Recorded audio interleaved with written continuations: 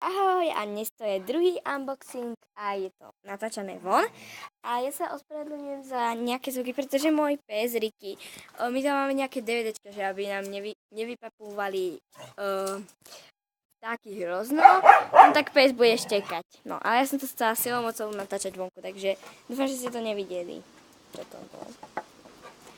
A je to unboxing a je to od Starkeyho, takže je to moje prvé žriebetko. Bude sa volať Toby a bude to Beline a Benové žriebetko. Stal 4,99. Dráždi kartu som pri sebe nemala, takže to nevadí. A takisto sa volá aj Rebekin Schleich, takže mi to nepíše, že po nej opakujem. Rebeka Schleich o tom vie. No a ja mu idem strhnúť tú cedulku. Počkajte, ja si to musím stopnúť proste, viete, pretože nemám si o čo oprieť mobil. Ono to nejde strhnúť. Ricky! Ak ste videli toto, tak to je malé, hej.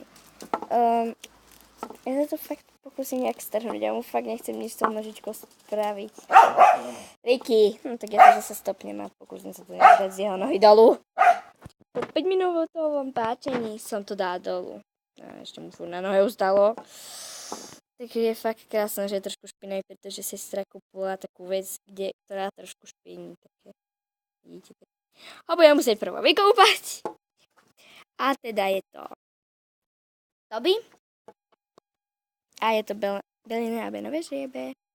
Je fakt pekný. No, musím ho fakt vyspechovať. Takže ja ďakujem za tieto videá. Proste neďakujem za tieto videá.